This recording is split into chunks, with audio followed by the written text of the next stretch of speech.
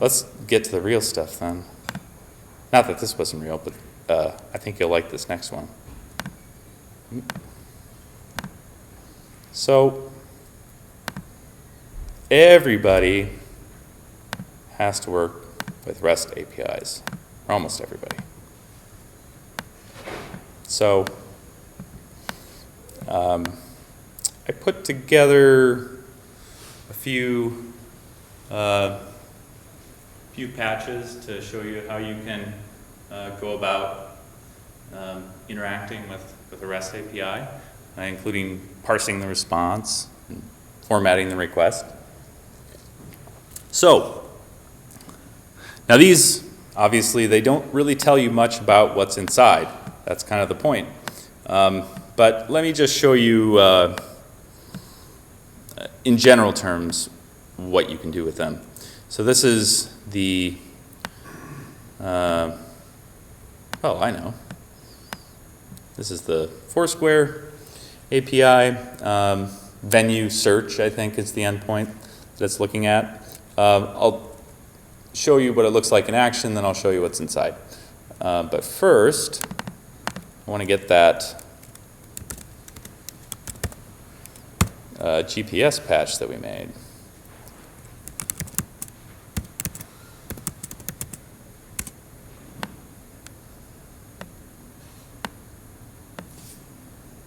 So I'm taking the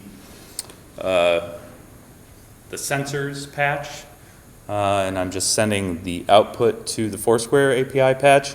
So the Foursquare API patch takes a latitude-longitude pair as its sole input argument, and then outputs nearby venues. Now, keep in mind we're using a simulated location, so it's going to be stuff near Cupertino. And I have a few other things over here that might be of use to us. So I'm going to hook that up to a print response, clear the log, and let's get some data, hopefully.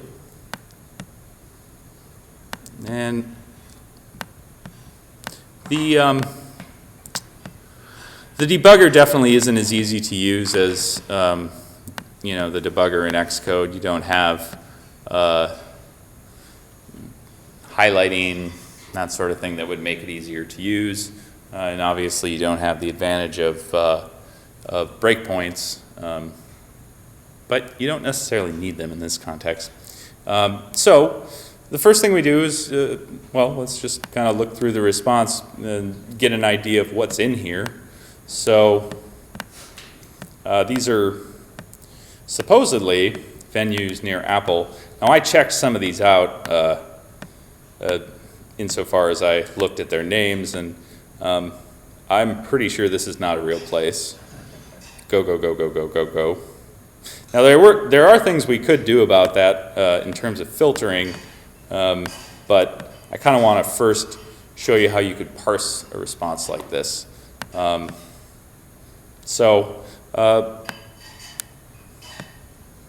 I'm getting ahead of myself. Let's take a look at what is inside. So this is the box that's responsible for taking that point, creating a formatted GET request, sending it to the server, and then taking the response. So I'll get to this upper part in a moment, but first, just to kind of give you an idea of where the heavy lifting is being done, we have this client box, which is AF networking in a can or in a box. Right now, it's just GET requests. It could easily be configured to include post, delete, and other RESTful methods, but for my purposes right now with testing, I'm just using a GET request. So I assume some of you are familiar with AF networking, and it's actually almost embarrassingly simple how small that class is. So this is the client class. Yeah, it's pretty lightweight. Now in terms of the contents of this patch, let's rotate it so you can get a better look. So yeah, visual spaghetti is a real thing, but I do think that this has a certain almost biological appearance to it that I find kind of agreeable. So what are we doing here? Well, first of all, our point comes in, and there's a fair amount of hemming and hawing that we have to do in order to get that into the format that's actually useful to us. Like I was saying, the DFP equivalent of boilerplate is type conversion. So here, first we're going to, we've got a little buffer here called the array accumulator, or array accum, that's going to store values. So first we need to clear that buffer. Next, we use this trigger object to send the point to an object that splits it into numeric values rather than a wrapped CG point struct. So then it's going to take those two values and store them in value boxes. It's then going to send them to this array accumulator, which is going to take those two values and note the sequence in which they're added to the array, right? First X, then Y. And then once that's done, we send a bang to the array accumulator, which flushes its contents out. We then send it through another trigger. This trigger is going to do a couple of things. It's going to first send a format string into a format string box, which is a little confusing, but basically this is the equivalent of NS string with format. This is the format string, and you're sending the arguments into the hot inlet. And out comes a formatted string that you can then pass to the next stage. So we send that formatted string down, and these are hard-coded values. Obviously, hard-coding your credentials is not good practice. At this moment, there's no encryption in the framework, but you know that's definitely something that will have to be addressed at some point. But for now, you can just think of this as early stages of a project. You sometimes hard code your key and your secret just because it's easier than storing it somewhere. And then we use these add key boxes to basically transform each value into a key value pair. So this value sent through key client secret becomes a dictionary with one key value pair, that being client secret and the value, the key, this long string. These all pass into a dictionary accumulator, which takes all of those and puts them into a single dictionary until it receives a bang, at which point it flushes that dictionary down to the next stage, to this format request, external. You can't open it. First, it sends the dictionary into the far right inlet. Next, it sends the base URL into the middle inlet, and then sends a bang saying, okay, we're done, next stage. Finally, we're going to send that formatted request string into the cold inlet of the client, and then a bang to say, okay, let's go. And that is where we got the data. Now, I have a few others that you can take a look at here. I think the one I want to do a little bit of work with is this Foursquare nearby. So it has kind of some cool properties, but formatting a request can be kind of individual. There are certain elements of reusability, and there are certain patterns that recur, but there is a reason why these are separate boxes for separate APIs, because the keys are going to be a little bit different. Now, theoretically, you could pull out all of that hard-coded stuff, and you could use a reusable template, but at this point, I guess I'm just sort of more interested in just making it work. So, so here we have Pixabay, which is a free image hosting service, which we might make use of later if there's time.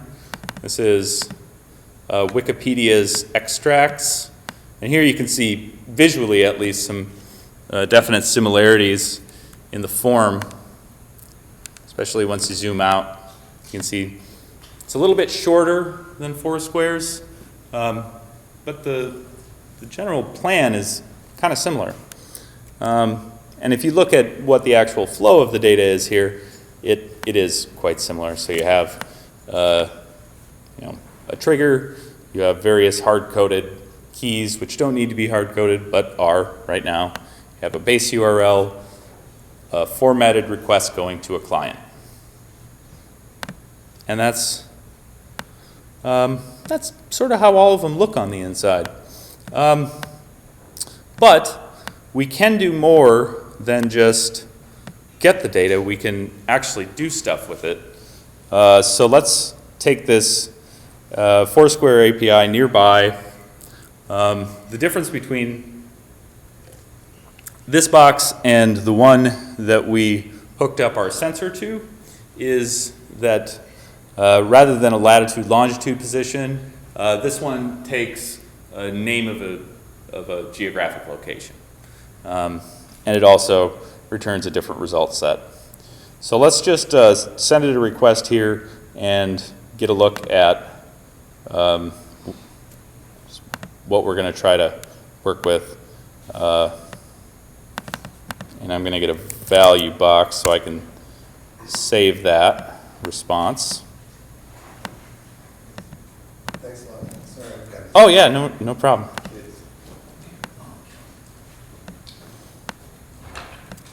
All right.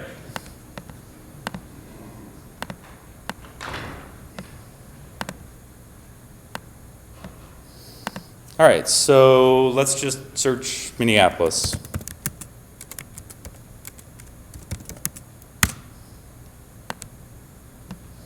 All right, so assuming the request went through, when I hit the bang box, it should send that response out and we can look at it. So let's first clear what we already have.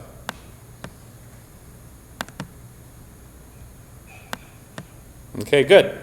So there is our response. I don't know if any of you have ever used the Foursquare API in your production code. It's kind of a pain because it's very deeply nested, and it's not always immediately apparent just from looking at the response how that's structured in terms of the data types. So so you end up having to use sort of recursive approaches to check to see if it's an array, and if it's an array, you do one thing with it. If it's a dictionary, you do another thing with it. And I don't know, I feel like I burnt up a lot of time on at least one project trying to set up that response parsing. So last night I was working on seeing if it could be done more easily, and I don't know, judge for yourself. Okay, so first thing is we want to get an idea of what's something interesting in here that we might want to grab from this response. I don't know, the venue name would be good. The category name might be interesting. A little bit more of a challenge too, since it's more deeply nested. Phone number would be good. I mean, there's a lot of useful information here, but for our purposes, we just kind of want to demonstrate how it might work. So let's get the category name, and let's get the venue name. So we have two different items that we want to pull from this response. Now, in order to do this, we have to have some idea of what the structure of the response is, though we don't have to understand it perfectly. So, for example, we know that the two main pieces of the response are going to be this metadata, a code that indicates that it was a successful call to the server, and then a response. Now, we would want to check that code in production code, the meta code, to make sure we can show an error message or retry. But for right now, we're assuming that it's working. So we're just going to look in the response portion. So let's assume that we can get the response, this portion. Then the next thing we're going to want to grab will be the venues, which are nested within the response in some way, although it's not entirely clear how. I believe the venues are an array. Yeah. So we need to drill into response, then venues, and then categories, then name. Response, venues, categories, name. Okay, I'll try to remember that. So now the routing object is kind of an obvious first thing to try, because as I said, the routing object takes the first element of an array or a dictionary, and if it finds the key it's looking for, it pulls it off and sends the rest through, which is great because in a nested response like this, that's precisely what we want. We want to grab this key, venues, pull it off, and get this array right here. And then within that array, we want to grab categories, pull it off, and then we want to drill into here. Grab name, pull it off, and be left with the category, restaurant. So how do we do that? Routing is definitely part of the solution, but it's not the only part because, as I said, it's not always clear whether you're working with an array or a dictionary. I believe that the type safety component of BlackBox is at least sufficiently advanced that it won't crash if it gets the wrong type, but it also won't get you what you want. So I came up with this last night. I think this is pretty useful, and it's kind of cool because it demonstrates how you can do recursion in this environment. So I believe it's API util ODR, which means optional drip or serialize array and then route. It's kind of a silly naming convention, I know, but actually, no, I want to use multiple optional drip and route. So I think this will be the first box that you've seen where you're seeing me use creation arguments. And so in this case, we're going to give it the creation arguments response, which is the first key that we want, and then venues, which is the second key. So only a single outlet on this because the purpose is different than a route object. Here we're not looking for everything else. We want something specific, and we don't want anything else besides that specific thing we're looking for. So let's just, that's not going to get us all the way to where we want to be, but let's just see what it gets us. So I'm going to disconnect the print object, hook it up to here, and then I'm going to take that stored response and send it in to the multiple optional drip then route. And that's pretty good. It got us a lot closer.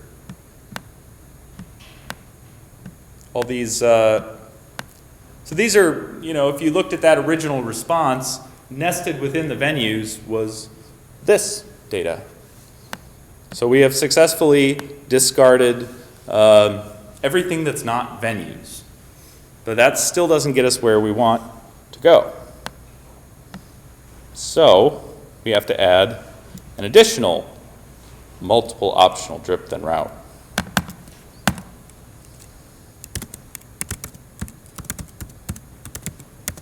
This time our keys are going to be categories and name. Now, what we should get as an output is the category names of all the venues. So that's, at least that's what I'm hoping we get. I'm going to clear the log again, and here we go. And it's obviously, like, without the, you know, the context, without the name of the venue that it's associated with, it's you know, it's of somewhat limited use, but we're going to fix that now. So downstream from this first MODR object, we have just the venues, right? So we can use the output from that and then just filter it specifically for the name of the venue, I think. So we don't have to create a separate object like this, although maybe we should. Because I don't know if the response is an array or what. So let's do this. Let's disconnect this, and let's explicitly sequence this so that we know that the name of the restaurant or the name of the venue is being associated with the correct category. So I'll show you how you do that. We're going to put in a trigger object that is first going to send the output of this first MODR to here, where we're going to get the category name, and then after that we're going to put a single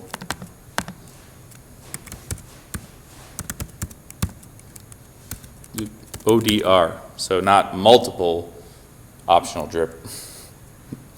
That's a silly name. But when you have to type out the whole path, you know, you go for the abbreviations. So I believe I'm just going to want name. Oop. All right, messed something up. Oh, yes. Auto-completion is a high priority.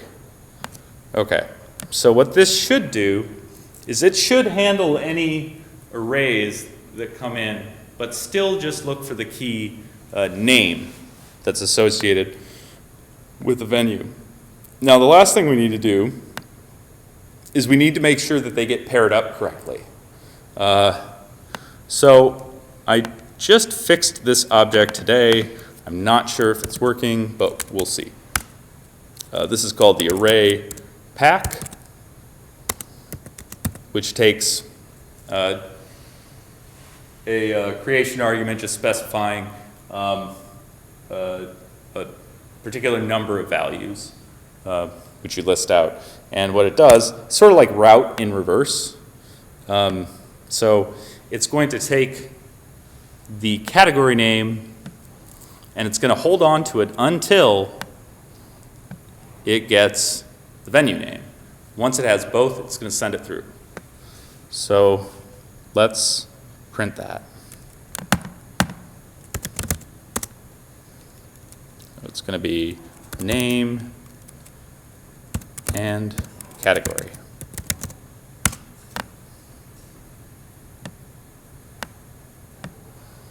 Now, I don't know if this is going to work. Hopefully.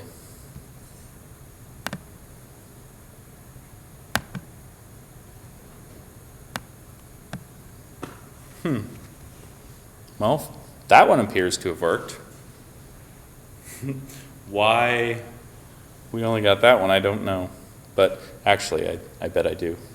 And it's related to something that's not interesting. So, yeah, I could futz with a different approach.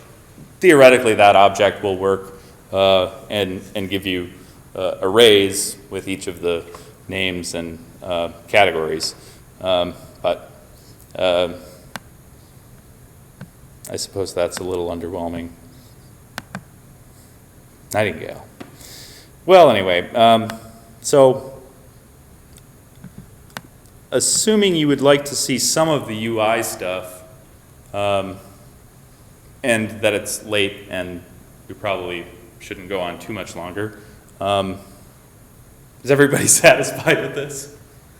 Sure, cool, yeah. And there's, obviously, you could talk about it for a long time, but, okay, so, yeah, that is the REST API case.